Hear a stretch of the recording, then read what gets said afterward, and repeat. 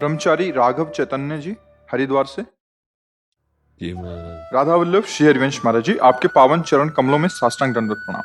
परम पूज्य महाराज जी, इस कलिकाल की आग से जब सारे मनुष्य झुलस रहे थे, तब उससे बचाने के लिए आपके श्री कंठ से जो ज्ञान और भक्ति रस की गंगा धारा बह रही है, उसी से लाखों करोड़ों मनुष्य डुबकी लगाकर शीतलता का अनुभव प्राप्त कर रहे हैं, कल्याण मार्ग को जान रहे हैं और प्राप्त कर रहे हैं। ये एकांतिक वार्तालाप आज के काल की प्रश्नोपनिषद चर्चा जान पड़ती है, जो पुराने वैदिक काल की झांकी करवा रही है। महाराज जी, मेरा प्रश्न है कि कली काल की विभीषिका से बचकर भगवत मार्ग में ठीक रूप से चलने के लिए कई बार उपयुक्त माहौल नहीं मिलता।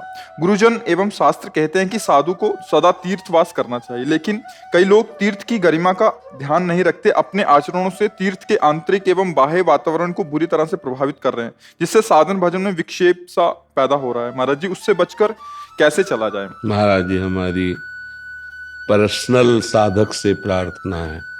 पर्सनल, व्यवहारिक तो ये सब लीलाएं हैं ही। 3 गुणों से प्रेरित ये संपूर्ण सृष्टि है। गुणों का चक्र चल रहा है। काल कर्म स्वभाव गुण घेरा, इसका चक्र चल रहा है। कभी सतोगुण, कभी रजोगुण, कभी तमोगुण, ये प्रत्येक अंतःकरण में अपना प्रभाव डालते हैं। तो जो साधु सेवी हैं, गुरुजनों के आश्रित हैं, शास्त्र सम्मत आचरण करते हैं, उनमें भी कभी कभी रजोगुण और तमोगुण की वृत्तियां स्फुरित होती हैं, पर वो अपने विवेक के द्वारा सतोगुण का आश्रय लेकर भगवत चिंतन करते हुए उनको दबा देते हैं। लेकिन जिनको संत आश्रय नहीं मिला, शास्त्र स्वाध्याय नहीं है, जिनके हृदय में अध्यात्म का प्रकाश नहीं है, वो अगर धाम आएंगे, तीर्थ जाएंगे, तो वहाँ भी वो मनोरंजन करेंगे। और उनके मनोरंजन का विषय 5 ज्ञानेंद्रियों के साथ मन शब्द स्पर्श रूप रसगंध का भोक्ता बने, और उनका विषय यही रहता, उनका कोई अध्यात्म से मतलब नहीं रहता। तो अपने लोग जैसे अपने अंतःकरण में जब तमोगुण वृत्ति आती है तो उस वेग का समन करते हैं, जब रजोगुण की वृत्ति आती है तो उसका भी समन करते हैं। यम ही न व्यथ्यन्ते पुरुषम पुरुषर्षभ, जो किसी भी वेग से व्यथित नहीं होता है, चाहे वो काम का वेग हो, क्रोध का वेग हो, रजोगुण तमोगुण, इन्हीं के अंतर्गत है। या किसी बाहरी व्यक्ति के द्वारा, परिस्थिति के द्वारा, वस्तु के द्वारा साधक को उद्विग्न किया जाए तो वो उद्वेग को ना प्राप्त हो, उसका समन अपने अंतःकरण में करे। बाहरी परिस्थिति का कभी भी सुधार नहीं हो सकता, क्योंकि त्रिगुणात्मिका माया की रचना है। आप सामने से कमरे का ट्रांसफर कर सकते हैं कि यहाँ सामने वाला ठीक नहीं, तो आप जहाँ जाएंगे वहाँ आपको परमात्मा की तरफ से विक्षेप प्राप्त कराने के लिए व्यवस्था की जाएगी। क्योंकि आप विक्षेप से भागे ना, तो आपको विक्षेप पर विजय प्राप्त करना ही होगा। ये हमको समझना है, हमारे गुरु की इशारे को, गुरु की चाल को। जगत गुरु भगवान है ना, वही आत्मस्वरूप है। तो हमें लगा कि हमारे आसपास कंचन कामिनी के भोक्ताओं का संग है, और संगम तेजे मिथुन वृत्तिनाम मुमुक्षु, तो आप जहां भागकर जाओगे यही व्यवस्था आपको रख दी जाएगी, क्योंकि इस पर विजय प्राप्त करनी। तो जैसे हम अपने अंतःकरण के आए हुई वृत्तियों की जांच करके असत वृत्तियों का त्याग करते हैं, सहनशीलता के द्वारा, तितिक्षा के द्वारा उसको समन करते हैं, ऐसे ही हमको वहां भी समन करना चाहिए। अपने हृदय को उद्वेग से बचाना चाहिए। बाहरी वातावरण का सुधार हमारी साधना में सहयोगी या विक्षेप नहीं कर सकता, जब तक हम उसे अंदर में स्वीकार नहीं करते। तो अंदर की स्वीकृति हम क्यों दें? हम साधक हैं, हम साधु हैं, भगवत मार्ग के प्रतीक हैं। हम अंदर की अपने कमरे को बिल्कुल ताला लाक किए हुए हैं। हमारा हृदय गुरु प्रदत्त विवेक नाम से हर समय उजियारा रहता है, यहाँ अंधकार का प्रवेश नहीं है। दीपक बारा नाम का महल उजियारा हो। हर समय हम नाम जप कर रहे हैं, मंत्र जप कर रहे हैं, तो वृत्तियां ऐसी नहीं कि आती नहीं। हम तो बहुत, ये दूर की बात है, सामने वाला कमरा या अंदर की वृत्तियों को जांच कर देखें तो कुमति के द्वारा प्रेरित वृत्तियां आती हैं, हम उनका समन करते हैं।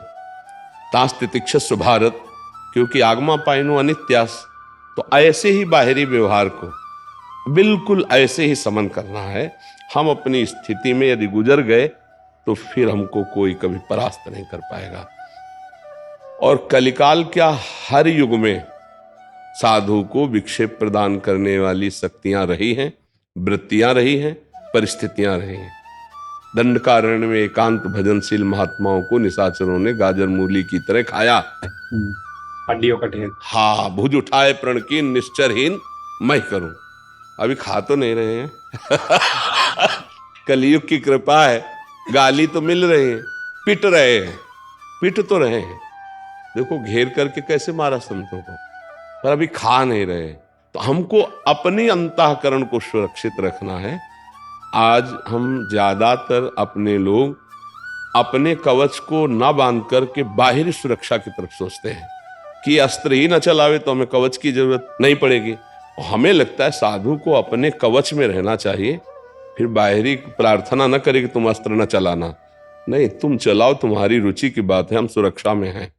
तो हमारे पास ज्ञान रूपी कवच है। उद्धव जी को भगवान श्री कृष्ण चंद्रजू ने एकादश स्कंद में समझाया कि कोई गला पकड़ करके बाहर निकाल दे, कोई थूक दे, कोई मूत दे, कोई मारे पीटे, तो भी तुम्हें किसी बाहरी सहयोग से नहीं, अपने विवेक के द्वारा अपनी रक्षा कर लेनी चाहिए। ये जो हमें ज्ञान मिला है, ये हमारा कवच है। हमारे हृदय में उद्वेग ना होने पावे, क्षोभ ना होने पावे, चाहे परिस्थिति कैसी हो।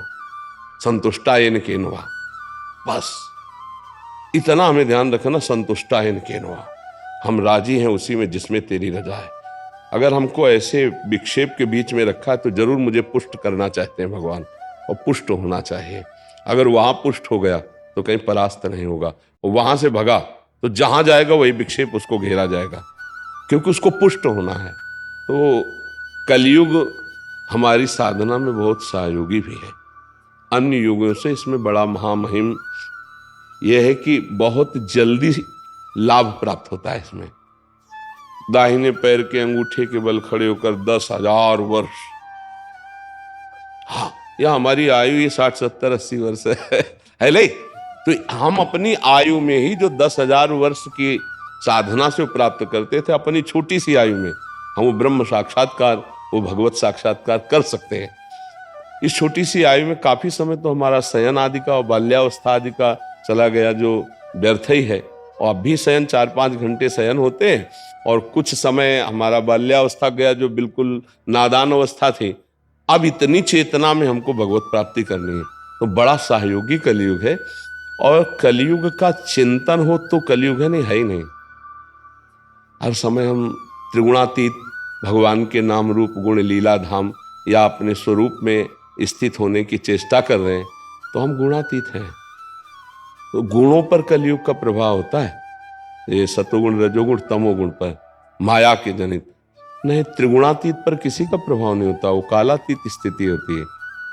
तो स्थूल सूक्ष्म कारण, इसी पर माया का प्रभाव है, स्वरूप में तो है नहीं, क्योंकि आप संन्यास मार्ग के पथिक है। इसलिए तो हमें चिंतन को बाधित करना है, चिंतन से बाधित नहीं होना है। स्थूल चिंतन, सूक्ष्म शरीर अंतःकरण धर्म का चिंतन और स्वभाव का चिंतन, ये तीनों होंगे आपके अंदर, लेकिन वो आपके नहीं है। उनको बाधित करना है ना, और बाधित करने के बाद जो बचता है, हाँ, तो हमको अंदर ही लड़ाई लड़नी, बाहर नहीं, बाधित कर लाओ। बाहर तो सर्वम खलविदम ब्रह्म ने नानास्ति किंचन, ये सिद्धि प्राप्त करनी है। बाहर तो एक दृष्टि मारी, सब वही।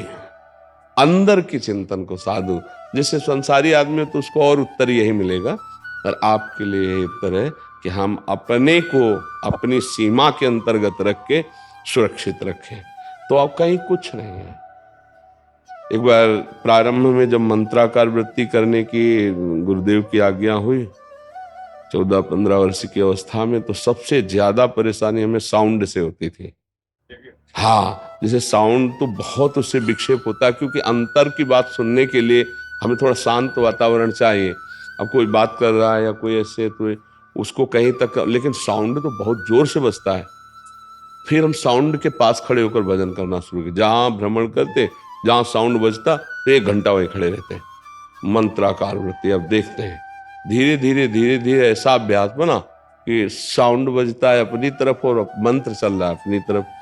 किसी भी स्थिति में हमारा चिंतन बाधित ना हो, चाहे हम भीड़ में बैठे हों चाहे एकांत में हों। कई दिन भूखे रहकर भजन का अभ्यास करना चाहिए साधु वेश में, और खूब अच्छे अच्छे पदार्थ पाके भजन का अभ्यास करना चाहिए। तो हमको हर तरह से एक बार परिपक्व हो जाना है। बाजार में बैठे तो हम अपने स्वरूप में हैं, और एकांत में बैठे तो हम अपने स्वरूप में। शरीर भूखा है तो भी स्वरूप में है, और शरीर छका है तो भी स्वरूप में है। मतलब अनुकूल और प्रतिकूल परिस्थितियों में हमारे स्वरूप में कोई बाधा न पहुंचे। जो हम आराधना स्वरूप तो अबाध है ही, पर अभी हमारी स्थिति नहीं है तो हमें लौटना है। तो हमको इतना सहनशील बनना पड़ेगा कि विक्षेप को साधना बनानी पड़ेगी। साधन में अगर विक्षेप हुआ तो हम कमजोर हो जाएंगे, विक्षेप को साधन बना ले तो बढ़िया बात बन जाएगी। कैसी भी परिस्थिति हो हमारे चिंतन को कोई नहीं बदल सकता। अभ्यास योग युक्तेन चेतसा नान्यगामिना, भगवान श्री कृष्ण ने कहा।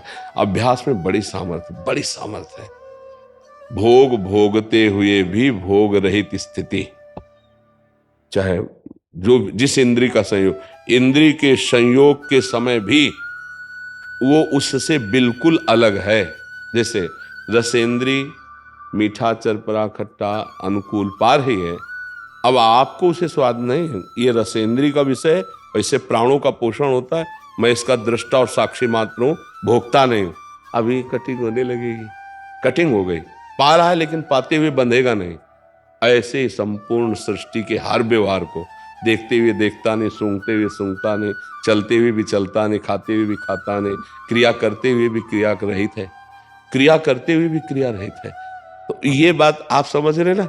हाँ, बस हमको ऐसे ही वातावरण को बाधित करना है, वो हमको न बाधित कर पाए।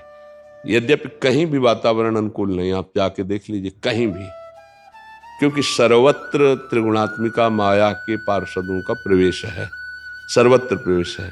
अब जैसे बड़े बड़े धनी मानी लोग हैं तो मनोरंजन के लिए ऋषिकेश, हरिद्वार, श्रीधाम, ऐसे मनोरंजन के लिए, क्योंकि वो दिखाई देता है आप धाम कैसे आए हो। आपका चलना, आपका उठना, आपका बैठना, आपकी चेष्टा बताती है कि आप कैसे धाम आए हो। धाम का आनंद लेने आए हो या धाम में विषयों का रसास्वादन करने आए हो। उनको तो है कि हर जगह वो अपना ही आनंद, जो हमने लक्ष्य रखा वही होगा हर जगह। अब वो विषयी पुरुष हैं तो यमुना में खड़े होकर, गंगा में खड़े होकर विषय रसी, उनका चिंतन, उनकी चेष्टा। तो ऐसे चाहे जहां हमको क्या करना है, जब एक विषयी पुरुष अपना लक्ष्य नहीं छोड़ पा रहा तो हम भगवदानंद के मार्ग वाले अपने लक्ष्य को कैसे बोल सकते हैं? विषयी पुरुष को जब हम विक्षेप नहीं लगते तो हमारे भगवदानंद वाले को विषयी पुरुष कैसे विक्षेप हो सकता है? हम ऐसे असंग रहें स्वयं से। जब देह से असंग रहोगे तो कोई भी संग तुम्हें परेशान नहीं कर सकता, और इसका तदात्म रहा तो गुफा में भी ये नष्ट कर देगा। एकांत में रहते हुए भी देह भाव तुम्हें संयम में नहीं रहने देगा, और देव भाव रहित तो हम कह रहे कहीं भी बैठा दो उसको।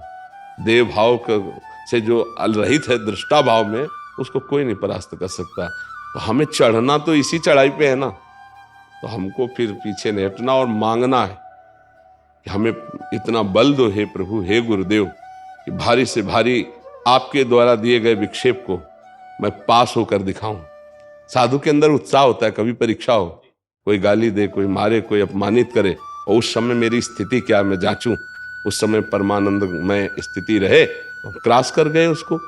ऐसे ही भारी पड़ आसपास सब विक्षेप, और उसी समय अपने स्वरूप में, तो आपको बाहर निकलकर बहुत आनंद मिलेगा कि 2 घंटे इन प्रपंच के विषय में रहते हुए भी हमारा चिंतन बाधित नहीं हुआ।